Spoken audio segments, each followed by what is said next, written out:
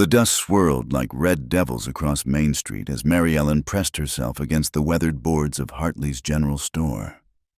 Through the dirty window, she could see her father's hunched shoulders at the poker table, his trembling hands pushing the last of their cattle deed across the green felt.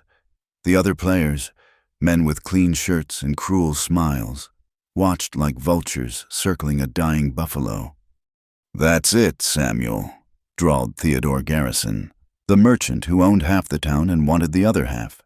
"Your debt's square now, and as we agreed, your daughter comes to work in my household, permanent-like." Mary Ellen's stomach turned. Everyone knew what household work meant when Garrison said it. The man had buried 2 wives already, both barely older than she was now at 19. The bruises on their faces before they died had told their own stories. The saloon door banged open, flooding the dusty afternoon with tinny piano music and the stench of whiskey. Her father stumbled out, followed by Garrison and his men. Samuel Whitfield's weathered face crumpled when he saw his daughter. "Mary Ellen, I had no choice. The drought, the cattle dying." "She'll be well cared for," Garrison interrupted, his thick fingers already reaching for her arm. "Come along now, girl. Time to learn your new duties." Mary Ellen jerked back, her patched calico dress catching on a loose nail. "I ain't going nowhere with you, Mr. Garrison." The merchant's face darkened. "Your father and I have a legal agreement. Sheriff Boone." The sheriff emerged from the saloon's shadows, badge glinting dully. Everyone knew Boone spent more time counting Garrison's money than keeping the peace. "Now, Miss Mary Ellen, don't make this difficult." That's when the stranger spoke. "Appears to me the lady said no." Every head turned. A man stood in the middle of the street. Coat pushed back to reveal twin colts at his hips. The afternoon sun cast his shadow long and dark across the dirt. Jacob Carter had the look of a man who'd ridden through hell and decided to stay for the scenery-weathered hat, trail-worn clothes, and eyes that had seen too much killing to care about seeing more. "This ain't your concern, drifter," Garrison spat. "Move along." Jacob shifted slightly, a movement so small it might have been the wind, but his hand now rested on his gun. "Funny thing about concerns, they tend to find me whether I want 'em or not." Mary Ellen studied the stranger. Scars marked his face like a map of violence. One curved from his left eye to his jaw. Another disappeared into his collar. His dark hair needed cutting, and dust covered him thick as flour. But his eyes, gray as winter storm clouds, held something that made her breath catch. Not kindness exactly, but recognition, like he saw in her something he'd lost long ago. "You know who I am," Garrison puffed up like a bantam rooster. "I own the mercantile, the bank, and half the cattle interests in this valley. I could have you run out of town before sundown." "Theodore Garrison," Jacob said slowly, like he was tasting something bitter. "Yeah, I know you. Heard tell you're looking to buy up the widow Martinez's land, too. Course, her refusing to sell and then dying of that sudden fever was mighty convenient." The accusation hung in the air like smoke. Several townspeople who'd been watching from doorways stepped back into shadows. Garrison's face went purple. "Sheriff, arrest this man for slander." Boone hesitated. Everyone could see it. The lawman might be bought, but he wasn't stupid. The stranger had the look of a man who'd put plenty of others in the ground, legal-like or otherwise. "Now, Mr. Garrison," Boone started, "maybe we should—" "The girl's mine!" Garrison lunged for Mary Ellen. What happened next took 3 seconds and changed everything. Jacob's gun cleared leather faster than thought. The shot exploded in the afternoon stillness, and Garrison's hat went spinning into the dust.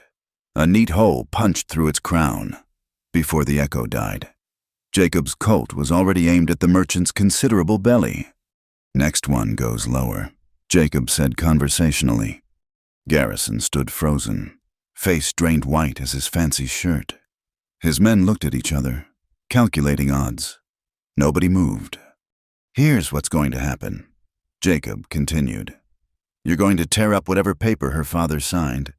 The debt's cleared by my say-so. Anyone has a problem with that. They can discuss it with me and my friends here." He patted his holsters. "You can't just—" Garrison started. "Sure I can. See, I got a philosophy about men who force women into arrangements. Had a belly full of such men during the war. Developed a powerful dislike." His voice dropped lower, dangerous as a rattler's hiss. "Walk away, Garrison, while you still can." Mary Ellen watched, heart hammering. She'd seen plenty of men talk big in this town, but this was different. This stranger meant every word, and everyone knew it. Garrison's mouth worked like a landed fish. Finally, he jerked his head at his men. "This isn't over." "It is for today," Jacob said. They left, Garrison trying to maintain dignity while scurrying like a kicked dog. Sheriff Boone followed, muttering about forms and procedures. The street emptied quick after that. In a town like theirs, folk knew when to make themselves scarce. Soon, only Mary Ellen, her father, and the stranger remained. Samuel Whitfield seemed to shrink further, if possible. "Mr.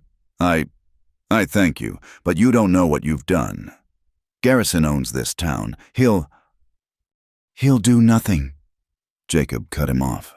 He looked at Mary Ellen then, really looked at her. She felt exposed under that gray gaze, like he could see every hurt, every slight, every time she'd been called worthless. "You got somewhere safe to go, miss?" We got a shack outside town," she managed. "But Mr. Garrison won't bother you tonight, or any night, if he's smart." Jacob turned to her father. "You'd best lay off the cards, old man. Next time your luck runs out, I might not be around."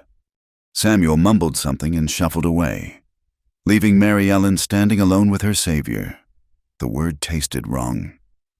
This man was no savior. She could see that in the weight he carried, the careful way he moved, always keeping his gun hand free. He was something else, something dangerous. "Why?" she asked, finally. Jacob tilted his head. "Why what? Why help me? You don't know me from Adam." A smile ghosted across his scarred face. "There and gone like lightning. Maybe I got a weakness for lost causes." He touched his hat brim. "You'd best get home. Miss Storm's coming." She looked at the clear sky, confused. But when she turned back, he was already walking away, boots raising little dust clouds with each step. "Wait," she called. "What's your name?" He paused, looked back. "Jacob Carter, and you—" "Mary Ellen Whitfield." "Well, Miss Whitfield, word of advice. This town's about to get complicated for you. Garrison won't forget what happened here. Neither will the good folk who watched from their windows." His expression hardened. "They'll talk, say things, about you, about why I stepped in." She lifted her chin. "Let them talk. They've been talking about me my whole life anyway. Poor Mary Ellen, worthless Mary Ellen. Nothing but a burden, Mary Ellen." Something shifted in his eyes. "That what you believe?" "Don't matter what I believe. It's what is—" "No," he said quietly. "It's what was. Everything changes after today." Thunder rumbled in the distance. Mary Ellen looked up, surprised to see clouds building over the mountains, dark and heavy with promise. When she looked back, Jacob had reached his horse, a dusty black gelding tied at the saloon rail. "Mr. Carter," she called impulsively. "Where are you staying?" He swung into the saddle with the ease of a man who lived there. "Got a place by the river, old Jameson cabin, about 3 miles north." He gathered the reins. Why? She didn't know why. Didn't know anything except that when he'd stood up for her, something inside had cracked open like a seed in spring soil. Just wondering. He studied her a moment longer, and she thought he might say something more. Instead, he touched his hat again and rode out, leaving her standing in the street as the first fat raindrops began to fall. Mary Ellen didn't go home right away. She stood there, rain soaking through her thin dress, washing the dust from her face. Around her, the town began to stir. Curtains twitched, doors cracked open. She could feel their eyes, hear the whispers starting already. "Did you see that gunman and the Whitfield girl? Bold as brass, talking to him in the street. Always knew she'd come to no good. But for the first time in her 19 years, Mary Ellen didn't care what they said. A stranger with scarred hands and deadly eyes had looked at her and seen something worth defending. The sensation was terrifying and wonderful, like standing at the edge of a canyon and feeling the urge to jump. She walked home through the rain, her father's shack blurring through the downpour. Everything had changed, just like Jacob Carter said. The question was whether she had the courage to face what came next. Thunder cracked overhead, and somewhere in the distance, a coyote howled, wild and free and unafraid. The morning after the confrontation, Mary Ellen woke to find her father gone and a note on the table. "Gone to find work in Silver Creek. Don't follow." The coward had run, leaving her alone with Garrison's threats hanging over her head like a noose. By noon, the first stone hit their shack's wall. "Garrison's woman," someone shouted. "Come out and face what you brought on us." Mary Ellen recognized the voice, Caleb Foster, who'd courted her last summer until she'd refused his wandering hands. Now he led a group of townspeople, their faces twisted with the peculiar righteousness of a mob. "You brought that killer here," Martha Kincaid's voice cut through the crowd. The widow controlled the town's social life with an iron fist wrapped in lace gloves. "Now Garrison says he'll raise prices at the Mercantile until that gunman's gone, and you with him." Mary Ellen stood behind the door, trembling. She had her mother's old shotgun, but it hadn't been fired in years and probably wouldn't now. The crowd grew louder, angrier. Someone threw another stone. The window cracked. That's when she heard it, the sound of hoofbeats approaching fast. The crowd turned, and Mary Ellen peered through the broken window to see Jacob Carter riding up, his black gelding kicking up dust. He didn't hurry, didn't draw his guns. He just rode through the crowd like they were morning mist, stopping his horse between them and the shack. "Afternoon, folks," he said pleasantly. "Nice day for a social call." Martha Kincaid puffed up. "This doesn't concern you, Mr. Carter. We're simply explaining to Miss Whitfield that her presence is no longer welcome in our Christian community." "Christian?" Jacob repeated the word like he was examining a counterfeit coin.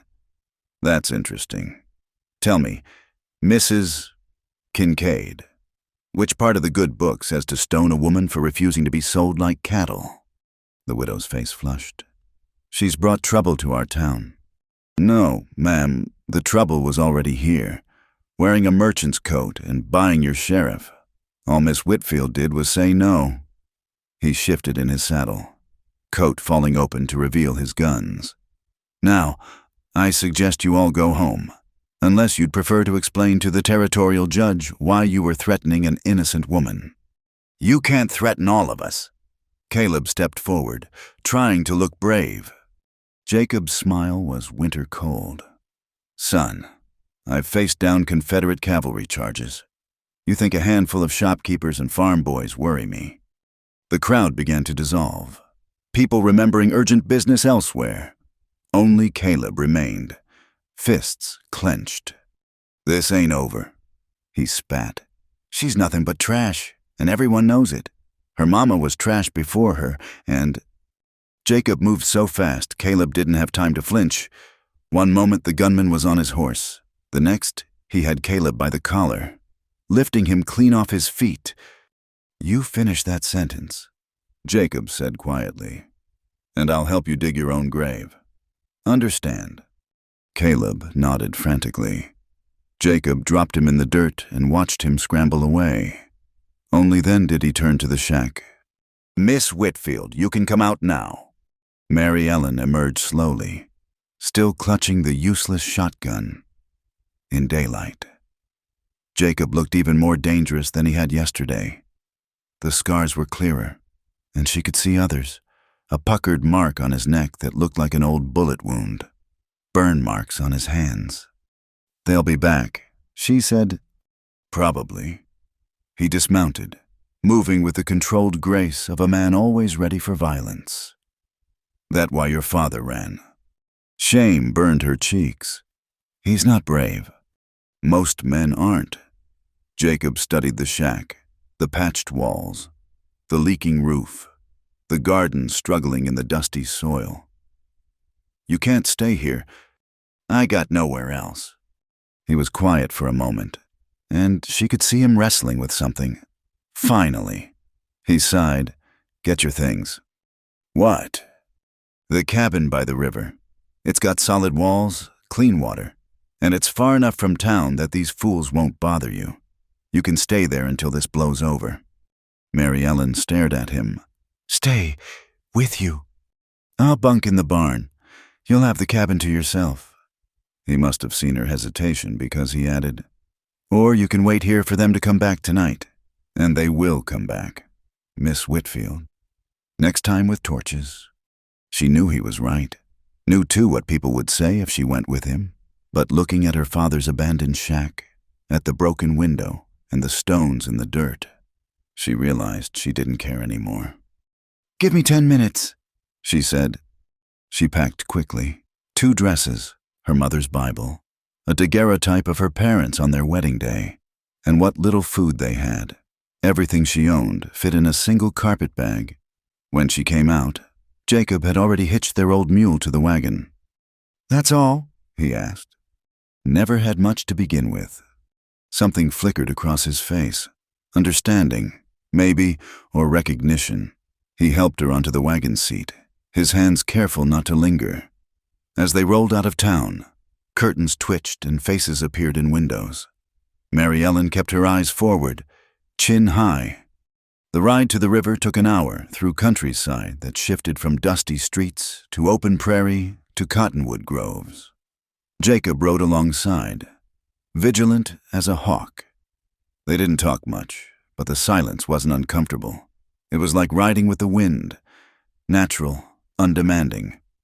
The cabin sat in a bend of the river, sheltered by massive cottonwoods and backed by red stone cliffs.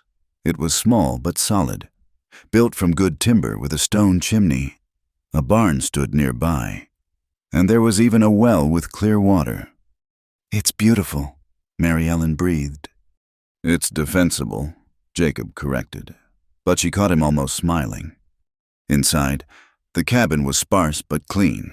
A bed with a straw mattress, a table and 2 chairs, a cooking stove, shelves stocked with supplies. Everything neat, ordered, military in its precision. "There's a root cellar out back," Jacob said, setting her carpetbag by the door. "Springhouse keeps meat fresh. Firewood's already split. I'll show you where." "Why are you doing this?" The question burst out before she could stop it. He paused in the doorway, silhouetted against the afternoon light. "You really want to know?" "Yes." Jacob was quiet so long she thought he wouldn't answer. When he finally spoke, his voice carried the weight of old ghosts.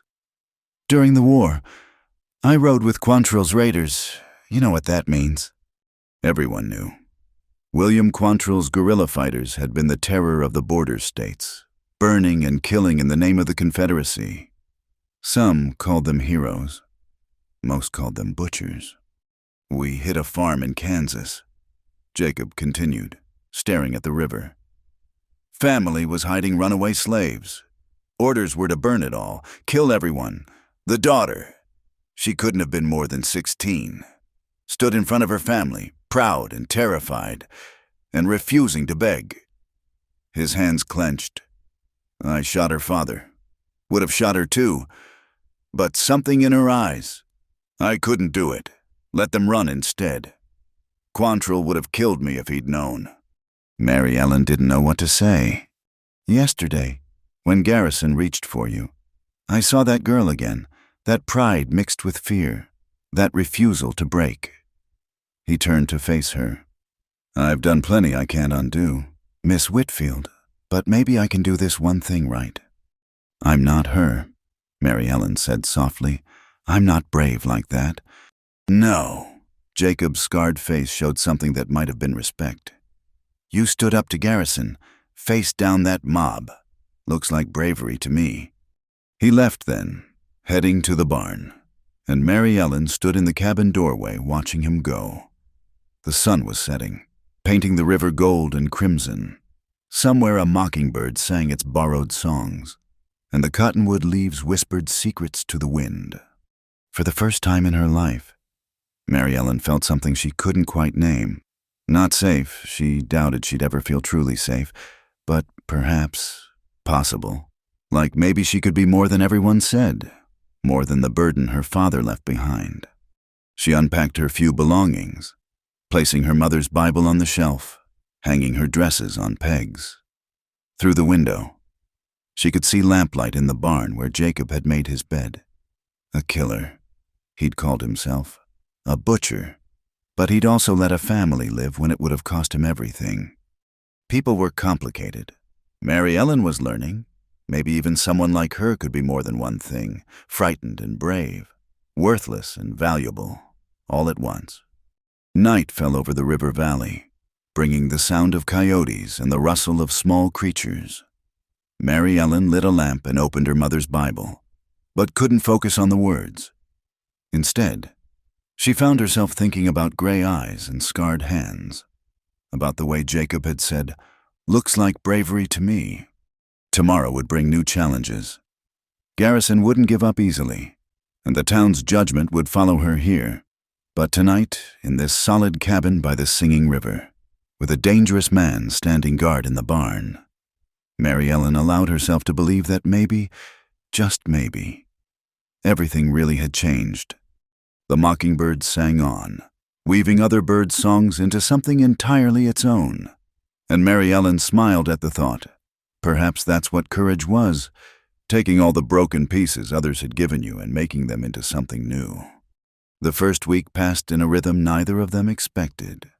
Jacob would rise before dawn, and Mary Ellen would hear him working, chopping wood, tending the horses, checking the perimeter like a soldier still at war.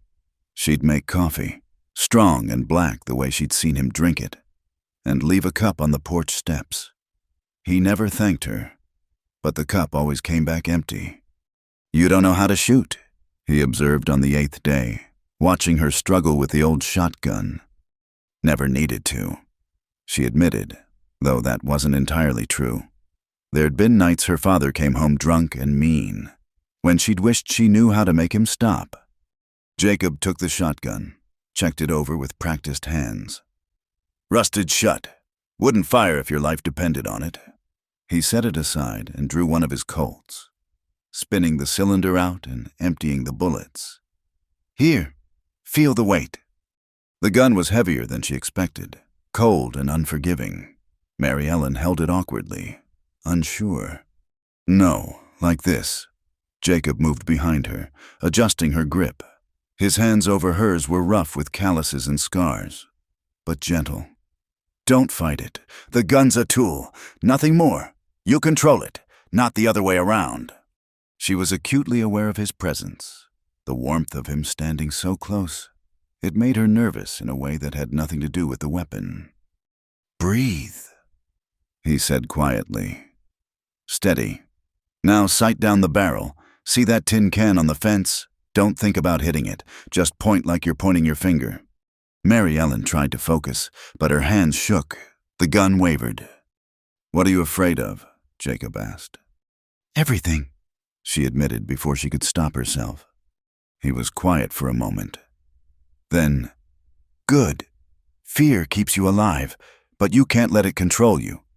His hand steadied hers. Again, "Breathe." This time, she managed to hold the gun level. When Jacob stepped back, she felt oddly bereft. "We'll practice every day," he said, taking the Colt back. "Rifle, too. Out here, everyone should know how to defend themselves." "Even worthless women," the bitter words slipped out, years of hearing them making them automatic. Jacob's gray eyes flashed. "Especially women who've been told they're worthless. In my experience, those are the ones with the most fight in them." That afternoon, while practicing with an old Henry rifle Jacob had produced from somewhere, Mary Ellen asked, "Where'd you learn to shoot?" "Missouri farm boy," he said, adjusting her stance. "Learned young, got good during the war, got better after." After, he was quiet, watching her aim. "Hired gun work, Kansas, Texas, New Mexico territory, anywhere men paid for killing." "Why'd you stop?" "Who says I stopped?" She lowered the rifle. Looking at him, "You're here, not out there."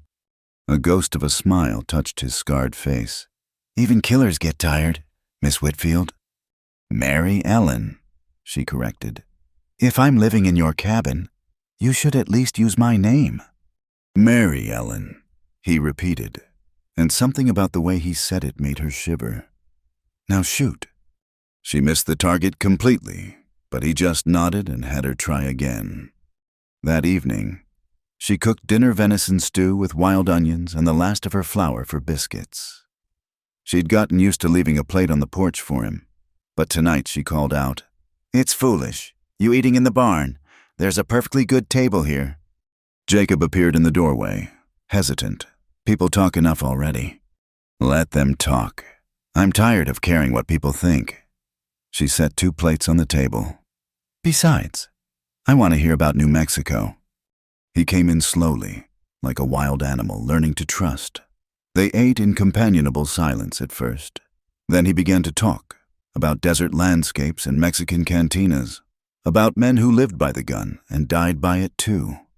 Mary Ellen found herself leaning forward, captivated not by the violence, but by the loneliness she heard underneath. "You ever think about settling down?" she asked. "Having a normal life?" "Normal." He turned the word over like a foreign language. "Don't know what that means anymore." "You never had normal to begin with," she admitted. "Mama died when I was 12. Papa started drinking. I've been taking care of things ever since." "That why he was so quick to trade you to Garrison, clear his debts?" The blunt question should have hurt, but somehow, from Jacob, it didn't. "I suppose I was just currency to him, something to spend."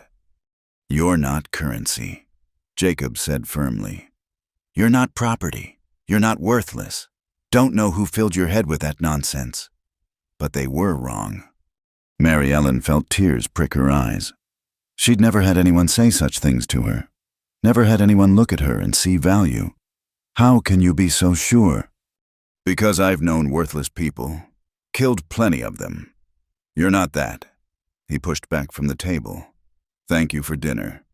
He was halfway to the door when she called out, "Jacob!" He turned. "Tomorrow, could you teach me to track like you do?" Something softened in his expression. "If you want." After he left, Mary Ellen cleaned up, humming softly. Through the window, she watched lamplight flicker in the barn and wondered what dreams haunted a man like Jacob Carter. Did he see the faces of those he'd killed?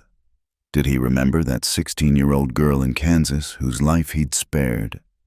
The next morning, true to his word, Jacob began teaching her woodcraft, how to read signs in the dirt, broken twigs, disturbed grass, how to move quietly, how to listen to what the land was telling you.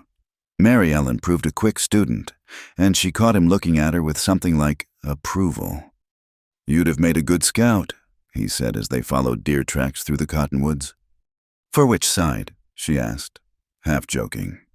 Doesn't matter now. War's over." "Is it?" She thought of the scars he carried. "Inside and out. Seems to me some folks are still fighting it." He stopped walking, looking at her with those storm-gray eyes. "You're smarter than you let on." "Had to be. Stupid girls don't survive long where I come from." They were standing close in the dappled shade, close enough that she could see gold flecks in his gray eyes, could smell leather and gunpowder and something uniquely him. The moment stretched between them, taut as a bowstring. "Mary Ellen," he started, then seemed to catch himself. "We should head back." That night, she lay in bed listening to the river and thinking about the way he'd said her name. soft and careful like it was something precious. She thought about his hands over hers on the gun, about the way he'd looked at her in the forest. Somewhere in the darkness, a screech owl called, and she wondered if Jacob was awake too, wrestling with the same thoughts. They were from different worlds. She, a discarded woman. He, a hired killer seeking redemption. By all rights, they should mean nothing to each other.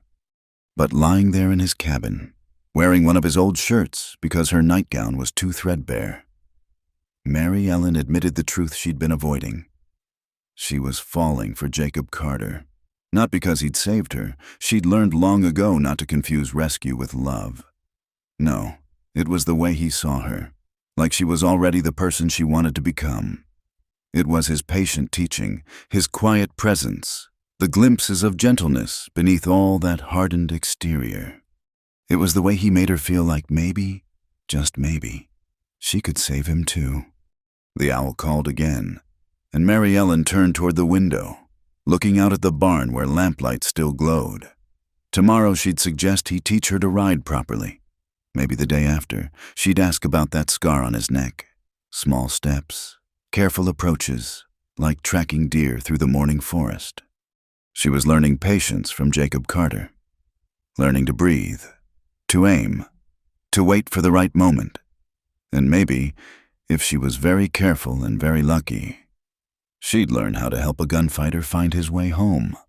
The morning was cooler than usual, mist rising from the river like departed souls. Mary Ellen woke before dawn, restless with dreams she couldn't quite remember. Through the window, she could see the barn door standing open, but no lamp burned inside. Jacob was already gone. She found his note on the table. Gone to town for supplies, stay inside, keep the rifle close. But staying inside had never been her nature, and after weeks of Jacob's teaching, she felt confident enough to venture out. The river called to her, its voice constant and soothing. She'd discovered a secluded bend a half-mile downstream, where a natural pool formed behind smooth rocks. It was there she went, carrying soap and a clean dress, the Henry rifle slung over her shoulder the way Jacob had taught her. The sun was just cresting the canyon walls when she reached the pool.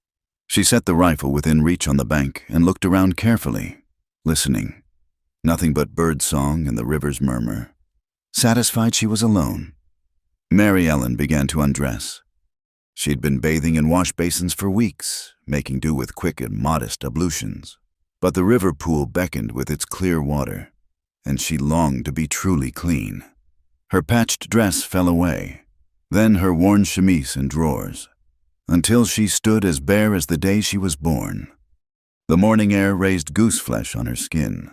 Mary Ellen had never thought much of her body. It was just something that carried her through each day, something men like Garrison wanted to own. But standing there in the early light, she felt different. These past weeks had changed her. Her arms showed new muscle from chopping wood and handling rifles. Her hands, once soft despite poverty, now bore calluses from real work. She was becoming someone new. She stepped into the pool, gasping at the cold, then sank down until the water reached her shoulders. The current tugged gently, and she let her hair fan out, dark against the clear water. For the first time in memory, she felt free. That's when she heard it, the snap of a twig on the far bank. Mary Ellen froze, heart hammering. The rifle was 10 feet away, too far to reach quickly. She sank lower in the water, scanning the cottonwoods. Another sound, softer, footsteps trying to be quiet. Then Jacob emerged from the trees, leading his horse. He saw her the same instant she saw him. For a moment that lasted eternity, neither moved. The morning light caught the water droplets on her shoulders, turned her wet hair to dark silk. She should have screamed, should have covered herself, should have done what any proper woman would do. Instead, Mary Ellen stood up. The water streamed off her body as she rose, and she watched Jacob's face change. The controlled mask he always wore cracked, showing something raw underneath.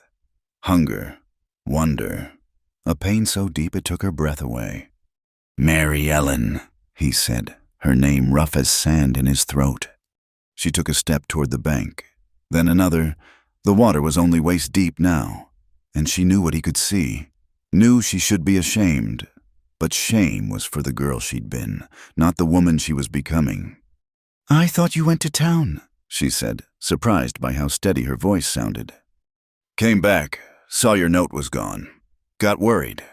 His hands clenched and unclenched at his sides. I should go. Should you?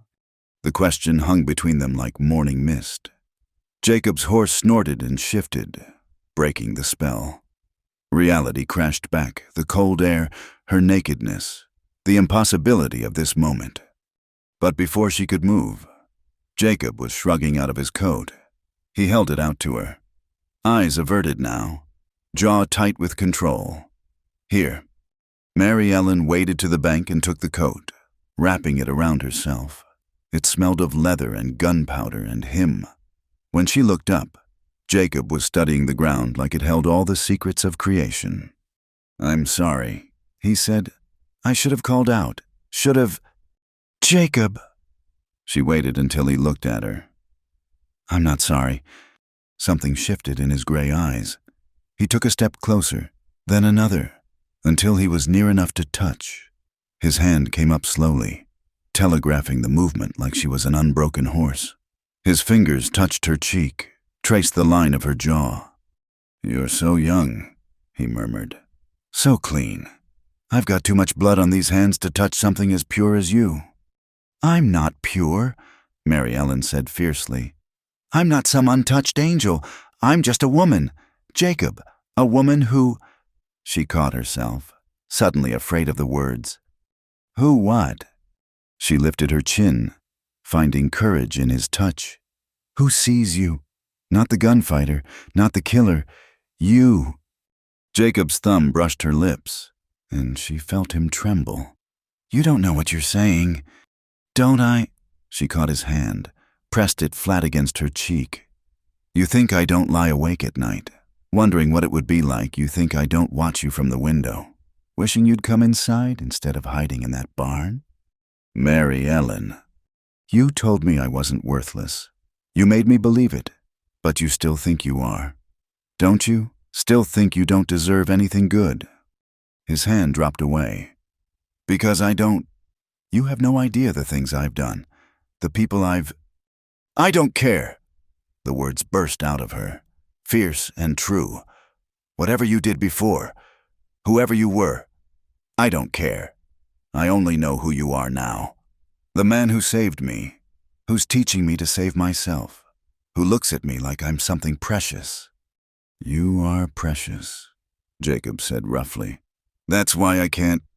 Mary Ellen kissed him.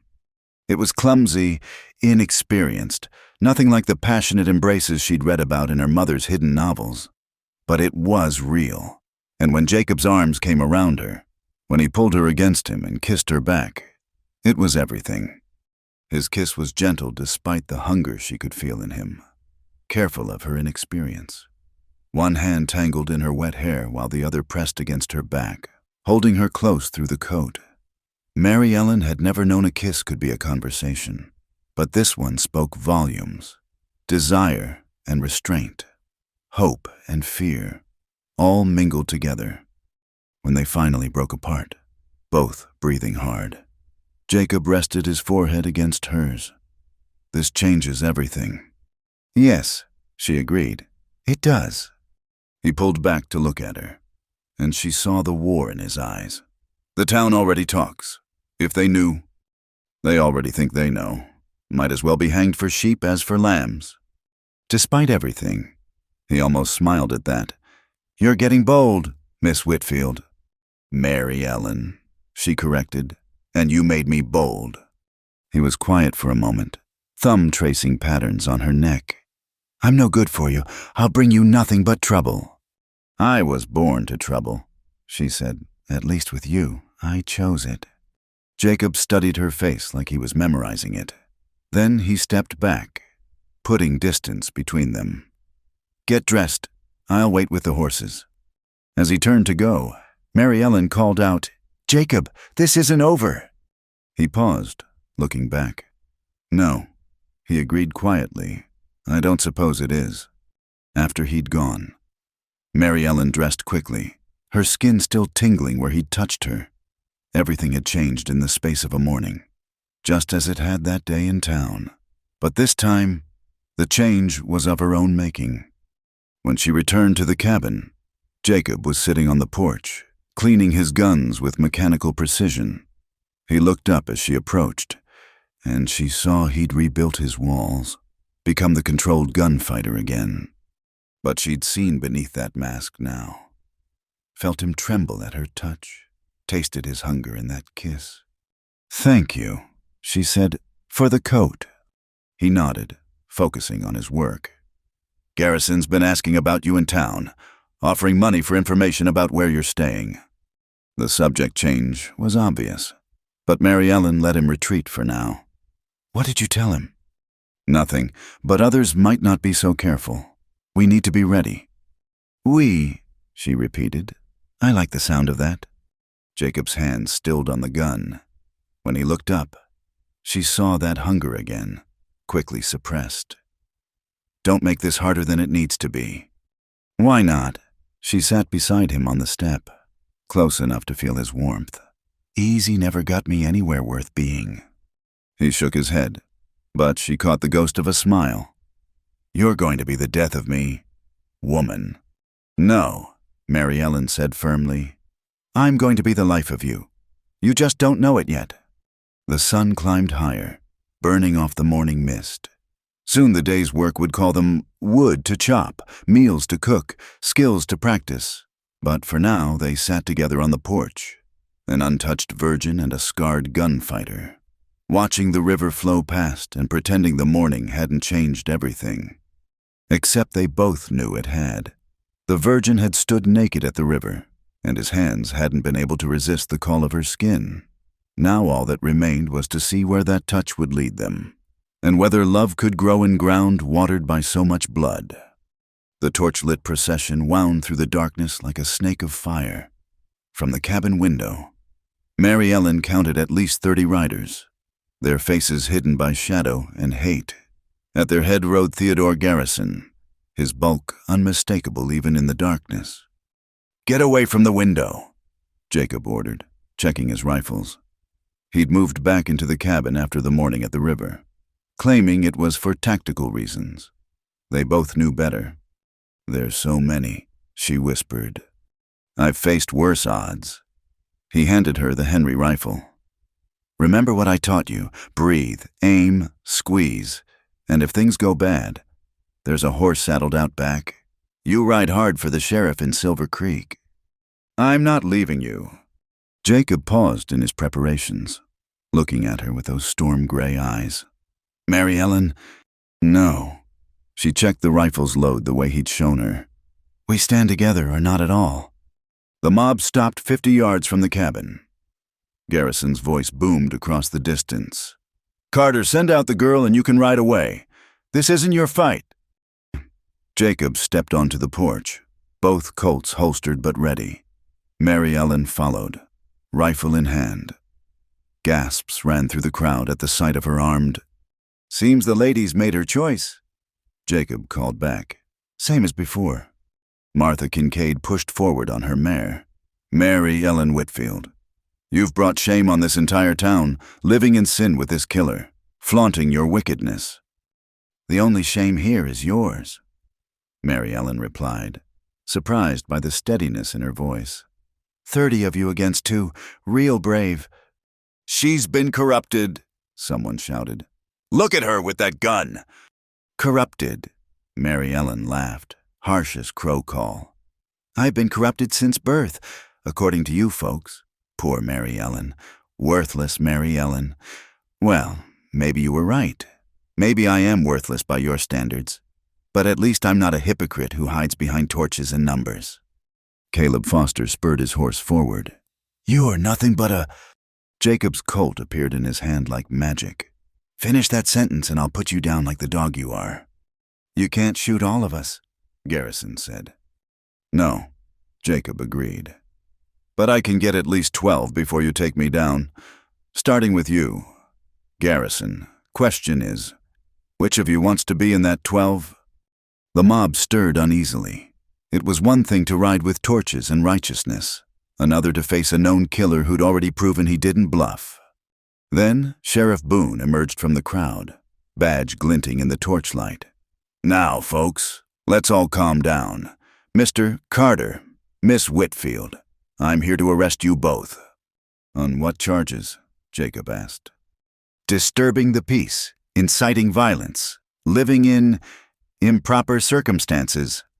Since when is it illegal for a woman to stay where she chooses? Mary Ellen demanded. Since that choice threatens the moral fabric of our community, Martha declared. Sheriff, do your duty. Boone looked miserable but determined. Come peaceful-like, and nobody needs to get hurt. Can't do that, Sheriff, Jacob said quietly. You know what happens to her if you take us in. Garrison's already shown his intentions. That's a separate matter. No, it's the same matter. Always has been. Jacob's free hand found Mary Ellen's. Squeezed once, then let go. You want us, you'll have to take us, but I promise you, the cost will be higher than you're willing to pay. The standoff stretched taut as wire. Mary Ellen could feel the violence building like a thunderstorm. Any moment now, someone would move wrong, speak wrong, and blood would water the dusty ground. That's when she stepped forward. Wait! Her voice carried clear in the night air. I have something to say. Mary Ellen, get back, Jacob warned. But she was already moving, walking straight toward the mob with her rifle lowered but ready. The crowd shifted nervously as she approached. You want to know what corruption looks like? She stopped 10 feet from Garrison's horse.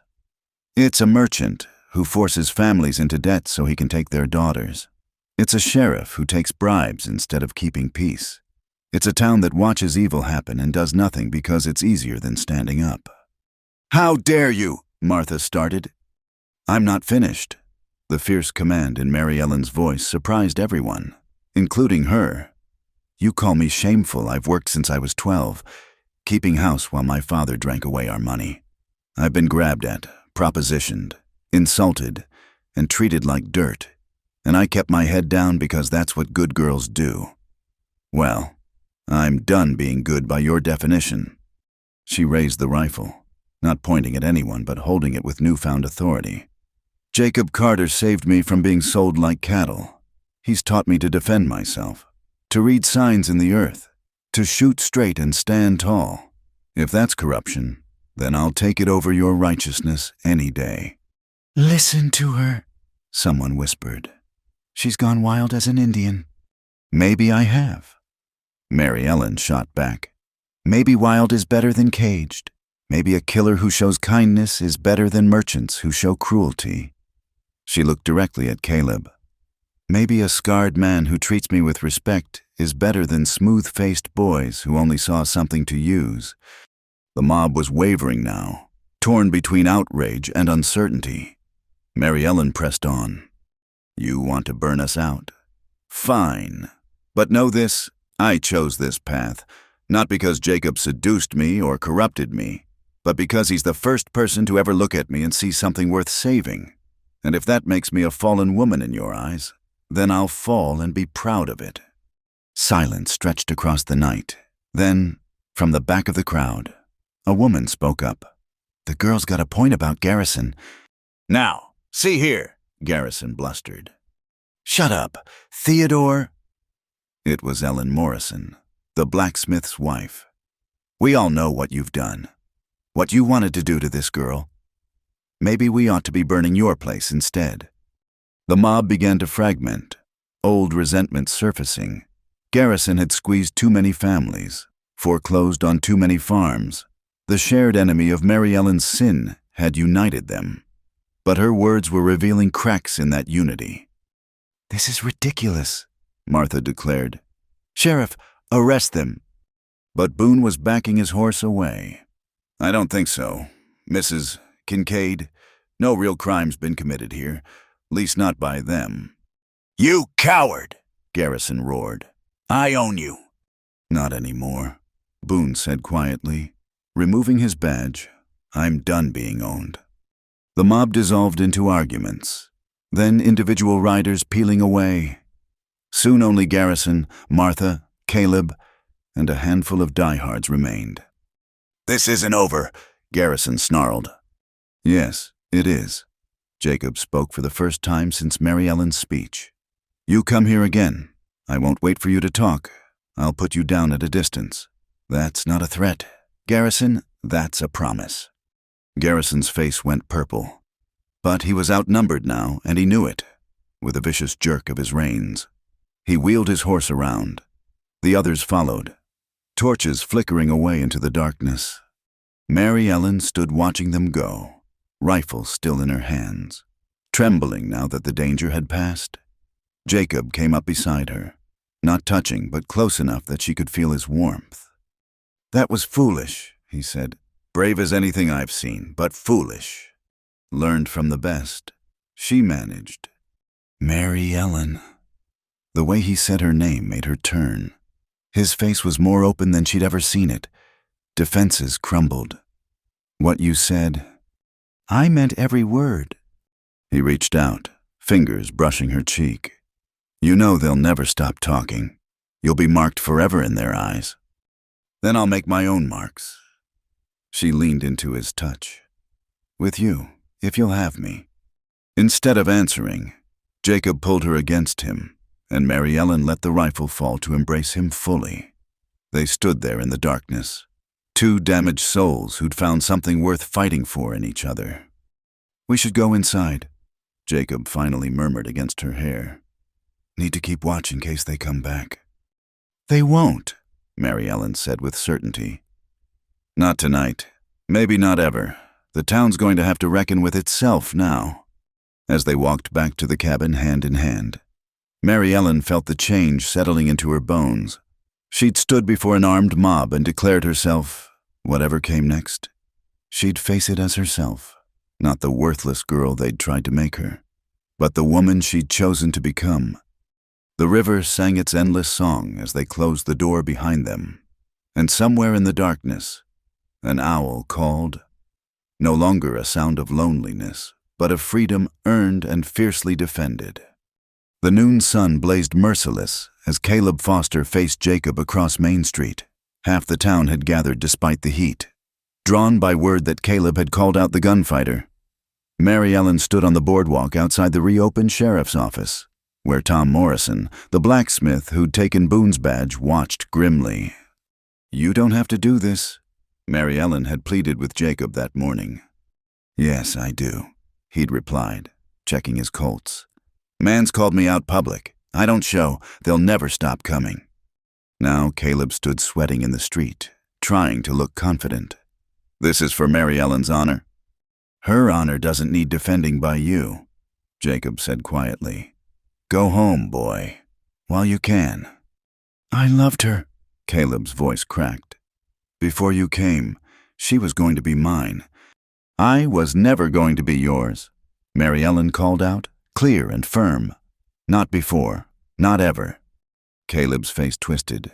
"He's poisoned your mind, made you into his—" "Choose your words careful-like," Jacob warned.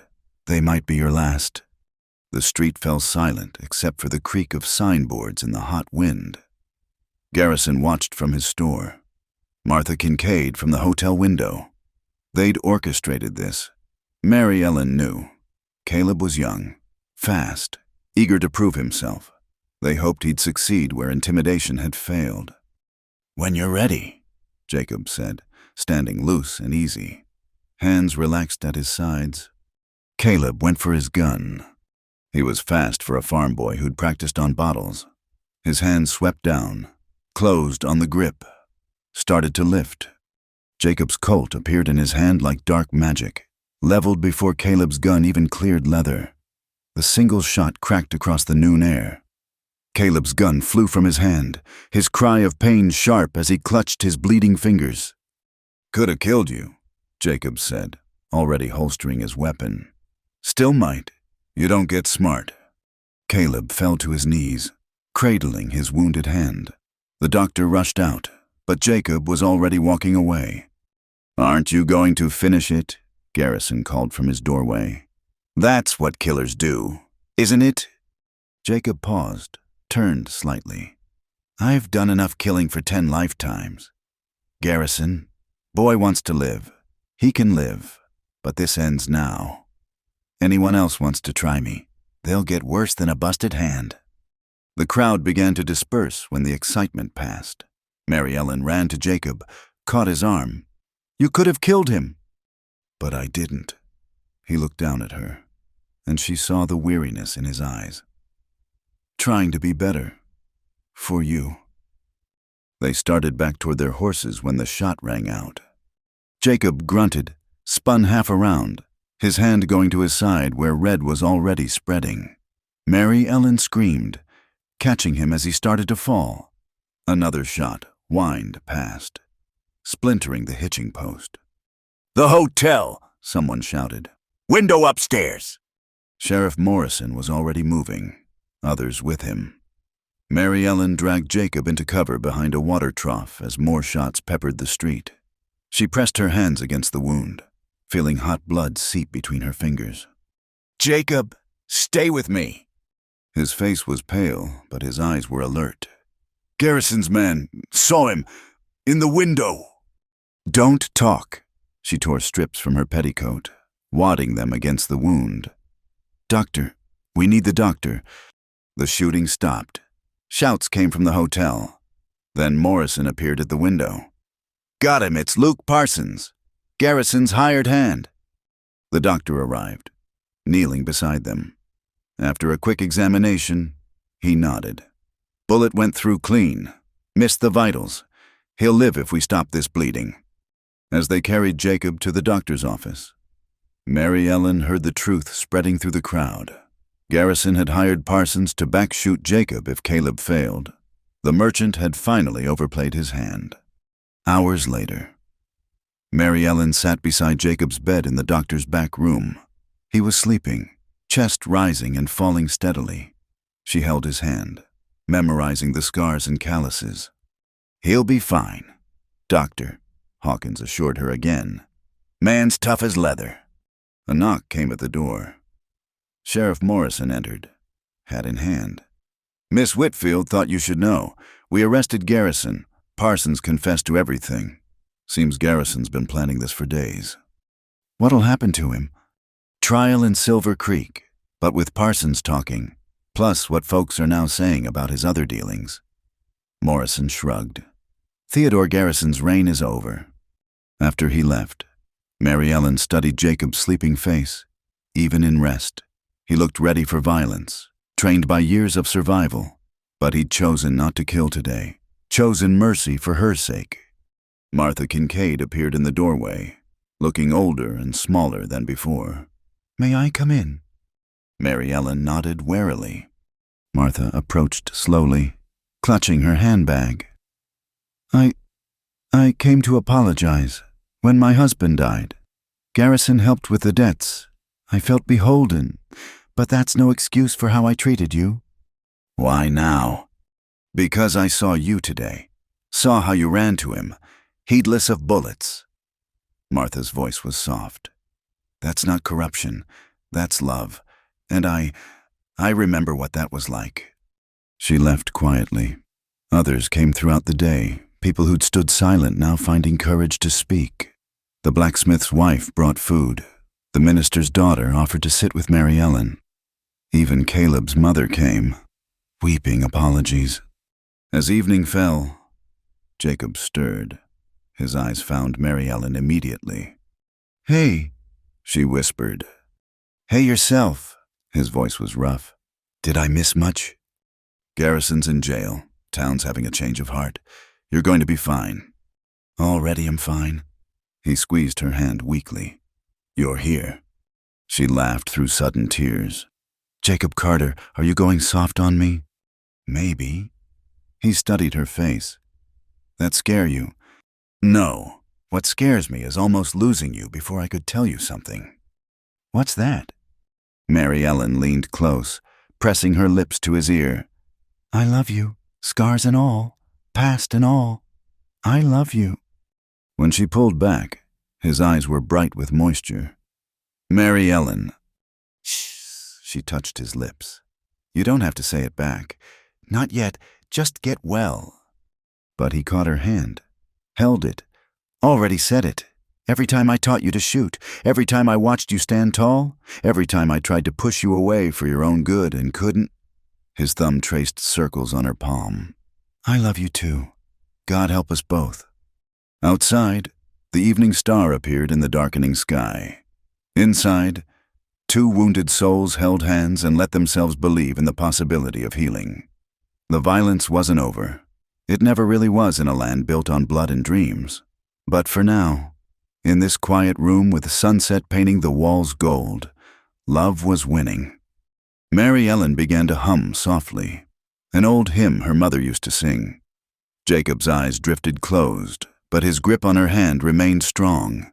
She would stay here all night, standing guard over him the way he'd guarded her. Tomorrow would bring new challenges. There would be a trial, consequences, the long work of building a life together in a place that had tried to destroy them both. But Mary Ellen had learned to shoot straight and stand tall. She'd faced down mobs and declared her choices to the world. Now came the harder task, learning to be loved by a man who'd forgotten he deserved it, teaching him day by day that redemption wasn't just possible, but already flowing between them like the endless river. The doctor came to check the bandages, nodding approval. "He's lucky to have you." "We're lucky to have each other," Mary Ellen corrected. As if in agreement, Jacob's hand tightened on hers, and she knew that whatever battles lay ahead, they would face them together. The virgin who'd found her strength and the gunfighter who'd found his heart, writing their own story in the harsh and beautiful land that had brought them together. The river ran low in the late summer heat, but its voice remained constant, a whisper of permanence in a world that had shifted like sand beneath their feet. Mary Ellen supported Jacob as they made their slow way down to the water's edge. His first real walk since the shooting 2 weeks prior. "I can manage," he protested, though he didn't pull away from her steadying arm. "I know you can," she replied. "But you don't have to, not anymore." They'd returned to the cabin 3 days ago, after Jacob insisted he'd spent enough time in the doctor's care. The town felt different now, Garrison awaiting trial in Silver Creek, his properties being sorted out by territorial lawyers, and a strange new respect in people's eyes when they looked at Mary Ellen and Jacob. At the river, Jacob lowered himself carefully onto a flat boulder, hand pressed to his healing side. Mary Ellen sat beside him, their shoulders touching. "Never thought I'd be grateful for getting shot," Jacob said after a while. Mary Ellen turned sharply. "What?" "Hear me out." He picked up a smooth stone, turning it in his fingers. "All those years, I figured violence was all I was good for, kill or be killed. Then Caleb called me out, and I could have put him down easy. Would have before. But you didn't. No, chose to wound instead. And when Parsons shot me," he looked at her, gray eyes soft in the afternoon light. "First thing I thought wasn't about killing him back. It was that I might die without telling you how I felt. That's when I knew I'd changed. You changed me." Mary Ellen took his hand, intertwining their fingers. "We changed each other." They sat quietly, watching the water flow. Then Jacob spoke again, his voice careful.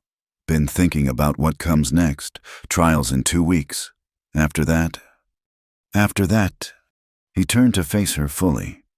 "Mary Ellen Whitfield, "I'm not good with pretty words, never have been, but I know this. I want to wake up every morning knowing you're there. Want to teach you everything I know about surviving, and learn from you about living. Want to build something real with you, not just hide away in this cabin forever." Mary Ellen's heart thundered, but she kept her voice steady. "What are you saying, Jacob?" "I'm saying..." He reached into his vest pocket, pulled out something small. "Found this in my things. Belonged to my mother. Only thing of value I kept through all the killing years. It was a ring, simple gold with a small blue stone, Nothing fancy, but it caught the light like captured sky. Mary Ellen, I'm asking if you'll marry me. Not because the town expects it, not to make you respectable in their eyes, but because I can't imagine facing another day without knowing you're mine and I'm yours, legal and proper. She stared at the ring, then at him, this scarred man who'd taught her to shoot, to stand tall, to choose her own path, who'd shown her that strength could be gentle and violence could give way to mercy. Yes, She whispered, then louder. yes, Jacob Carter, I'll marry you. His hands shook slightly as he slipped the ring onto her finger. It fit perfectly, as if waiting all these years for this moment. Then he kissed her, careful of his wounded side but fierce with promise. When they broke apart, Mary Ellen was laughing and crying at once. We're getting married. I'm going to be Mrs. Carter. If you want, Jacob said. Or you could keep Whitfield. Like I said, we make our own rules. Mary Ellen Carter, she tried out loud. I like how it sounds. Like I chose it. Chose you. You did choose. That first day you came to the cabin. You chose. Every day since, you've chosen. That's the miracle I still can't figure, why you choose me. Mary Ellen cupped his scarred face in her hands. Because you see me. Not the burden, not the worthless girl, not even the woman with the gun. You see Mary Ellen, and that's who I want to be. They made their way back to the cabin as the sun began its descent. Inside, Mary Ellen helped Jacob settle in the chair while she made coffee. Everything was the same. The neat shelves, the simple furniture, the rifle by the door. Yet everything was different too, charged with promise. Where should we have the wedding? She asked, bringing him a cup. Wherever you want, though after all the fuss, might be fitting to do it in town. Show them we're not ashamed. I'd like that. She sat across from him, admiring how the ring caught the lamplight. Jacob, can I ask you something? Always. That girl in Kansas, the one you let live, do you ever wonder what became of her? He was quiet for a long moment. Sometimes, hope she found peace. Hope she forgot my face. I don't think she forgot. Mary Ellen reached across the table, taking his hand. I think she remembered that even in the darkest moment, someone chose mercy. Maybe that memory helped her later, when she needed to believe in goodness again. Jacob squeezed her fingers. When did you get so wise? When a gunfighter taught me to read signs. She smiled. Speaking of which, I should check the snares. We'll need supper. I'll come. You'll rest, she said firmly. Doctor's orders. Besides, I'm perfectly capable of handling rabbits. She strapped on the gun belt he'd made for her engagement present. He joked, though they both knew the value of it. The weight was familiar now, comforting even. Outside, the evening was cooling, and she could hear coyotes beginning their twilight song. The snares had been productive. 2 fat rabbits for the pot. As Mary Ellen reset the traps, she thought about the strange turns life took. Months ago, she'd been ready to accept whatever fate others decided. Now she was choosing her own path, step by careful step. On the way back, she stopped at the river bend where everything had changed. The pool reflected the evening sky, turning the water to molten gold. She remembered standing naked in that water, remembered the look on Jacob's face when he saw her. Not just desire, recognition. 2 damaged souls seeing each other clearly for the first time. Thank you, she whispered to the river, to the sky, to whatever force had brought them together. Back at the cabin, she found Jacob dozing in the chair, the coffee cold beside him. She studied his face, the scars that told stories of violence, the lines that spoke of hard years, but also the peace that had settled there recently. He'd found his redemption not through dying nobly, as he'd probably imagined, but through living carefully, choosing love over violence one day at a time. He woke as she started preparing the rabbits. Let me help. All right, she conceded, knowing he needed to feel useful. They worked together companionably, falling into the rhythm they'd developed. Soon the cabin filled with the smell of roasting meat and wild onions. "Been thinking about after the trial," Jacob said as they ate. "This land's getting crowded. Might be time to head further west. California, maybe, or Oregon Territory. Start fresh where nobody knows our story. Is that what you want?" "What I want is you safe and happy. If that means leaving—" "No." Mary Ellen set down her fork. "I'm not running anymore. And neither are you. This is our home. We carved out our place here with blood and courage. I won't give that up because some people have long memories." Jacob smiled, the expression transforming his face. "There's that fire I fell in love with." After dinner, they sat on the porch watching stars emerge. Mary Ellen had brought out her mother's Bible, reading by lamplight while Jacob cleaned his guns, a domestic scene that would have seemed impossible just months ago. "Psalm 23 inches," she read softly. "Though I walk through the valley of the shadow of death, I will fear no evil, for thou art with me." "Fitting," Jacob murmured. "I thought so." She closed the book. "We've both walked through that valley, but we're walking out the other side now." He set aside the colt he'd been cleaning, held out his hand. She took it, letting him draw her onto his lap. Careful of his wound, they sat like that as night deepened, her head on his shoulder, his arms around her. "I love you, Mary Ellen Carter to be," he said against her hair. "And I love you, Jacob Carter, scars and all." Tomorrow would bring its own challenges. The trial to face, a wedding to plan, a life to build in a place that had tried to break them. But tonight they had this: the river singing, stars wheeling overhead, and two hearts that had found their way home to each other. Mary Ellen thought again of that scared girl who'd stood in the street while men bargained over her future. That girl was gone now, replaced by a woman who could shoot straight, track deer, and face down a mob. A woman who'd chosen her own path and found love along the way. The transformation was complete, but the story was just beginning. 5 years had passed since the morning at the river, and the cabin had grown into a proper homestead. A larger house stood where the old cabin had been, built with timber Jacob cut himself despite Mary Ellen's protests about his old wound. A vegetable garden flourished behind split-rail fencing, and chickens pecked in the yard. It was a life neither of them had dared imagine in those dark days of torch-lit mobs and gunfire.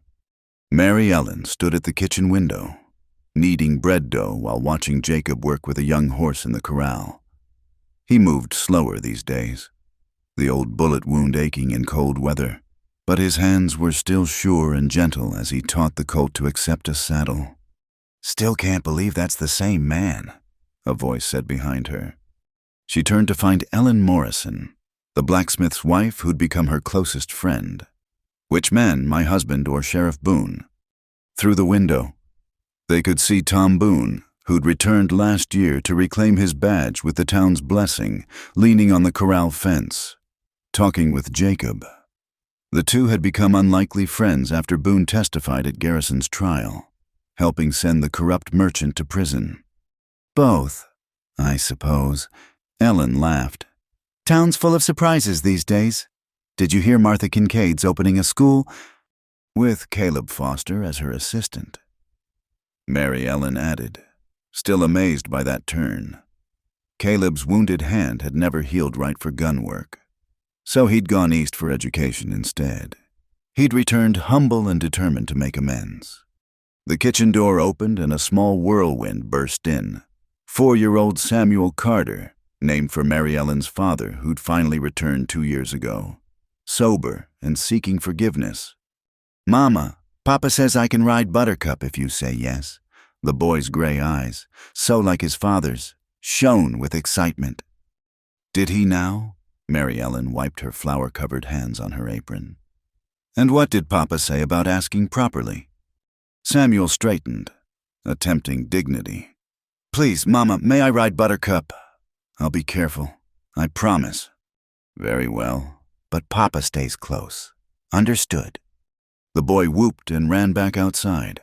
Nearly bowling over the two men entering, Jacob caught his son easily, swinging him up before setting him down to run to the barn. "That boy's going to be a fine rider," Boone observed. "Got his father's hands and his mother's fearlessness."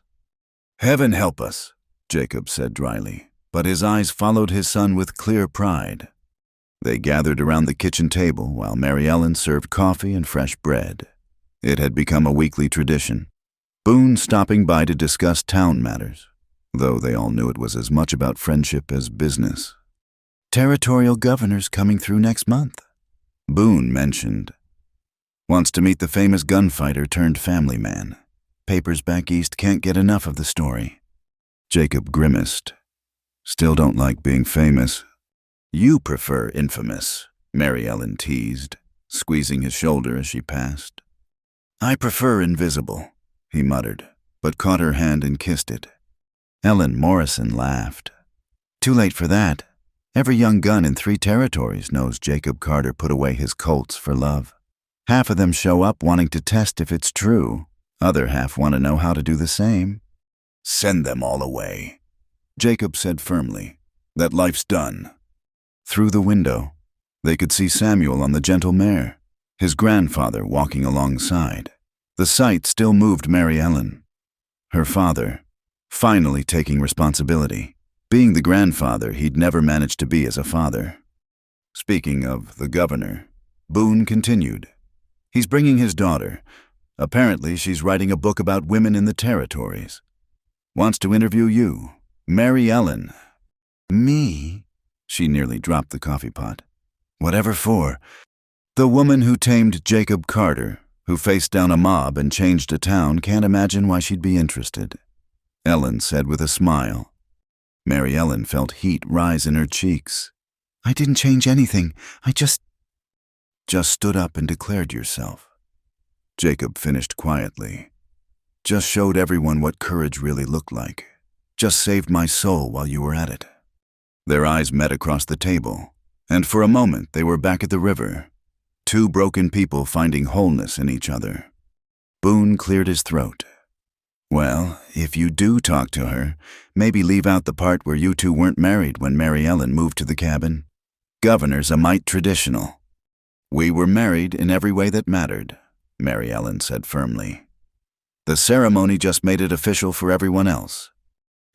Later, after their guests had gone and Samuel was napping, Mary Ellen and Jacob walked down to the river. It was their daily ritual when weather allowed, visiting the place where everything had changed. "Do you miss it?" Mary Ellen asked suddenly. "The excitement, the danger." Jacob considered. "Sometimes I dream about it, the weight of the guns, the moment before a draw. But then I wake up and you're there, and Samuel's calling for breakfast. And I realize this is the adventure I was always looking for. Just didn't know it." They reached their favorite spot, where a bench now stood beneath the cottonwoods. Jacob had built it when Mary Ellen was pregnant, knowing she'd need a place to rest. The river ran higher than that long-ago morning, fed by mountain snowmelt. "I've been thinking about what to tell the governor's daughter," Mary Ellen said, "about how a worthless girl became this." "You were never worthless," Jacob said fiercely. "Never." "I know that now." "But then—" She leaned against him. "I think I'll tell her the truth, that sometimes we have to see ourselves through someone else's eyes before we can believe in our own worth. That courage isn't about not being afraid. It's about choosing love over fear. And that sometimes," Jacob added, "a killer needs to be saved as much as anyone else." They sat quietly, watching the river flow. Somewhere upstream, they could hear Samuel's delighted laughter as his grandfather taught him to skip stones. The sound made them both smile. "No regrets?" Mary Ellen asked, as she did sometimes. "Only one." Jacob said, "That it took me so long to find you." She kissed him then, soft and sure, tasting the coffee on his lips and the love that had only grown stronger with time. When they broke apart, she noticed something new, a walking stick propped against the bench. "Is that—" "The one I carved for you. that first winter, found it in the barn yesterday. Thought it might be good to have, for when we're old and gray and still coming down here. Mary Ellen picked it up, running her fingers over the worn wood. She remembered learning to use it, remembered the pride in Jacob's eyes when she'd mastered walking silently through the forest. Now it would serve a different purpose, a reminder of where they'd been and a promise of where they were going. Mary Ellen Carter, she said softly. The woman who was chosen. The woman who chose, Jacob corrected. That's the real story.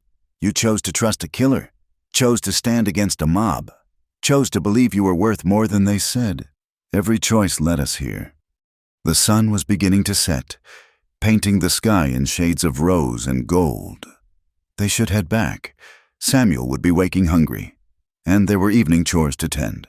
But for one more moment, they sat by the river that had witnessed their transformation. I love our life, Mary Ellen said simply, and I love you, Jacob replied, still and always. They walked home hand in hand, the walking stick carried between them like a promise. Behind them, the river sang its eternal song. And ahead, their son's voice called out in joy. The virgin who'd stood naked at the water had become a woman of strength and choice. The gunfighter who couldn't resist had become a man of peace and purpose. Their story would be told and retold, changed in the telling until it became legend. But here, in this moment, it was simply their truth, two souls who'd found salvation in each other's eyes and built a life worth living from the ashes of who they'd been. The walking stick would stand by their door for years to come, a reminder that every journey begins with a single choice to change, and sometimes, if you're very lucky, that choice leads you home. Thank you for listening to this story of love and redemption in the Wild West. I'd love to hear where you're listening from. Please share in the comments below so we can connect and discuss what this tale meant to you. If you enjoyed The Virgin Stood Naked at the River, please subscribe to Wild West Night for more authentic frontier stories. Don't forget to like this video and hit the hype button to help more listeners discover this powerful story of transformation and choice. Until next time, partners, keep riding toward your own horizons.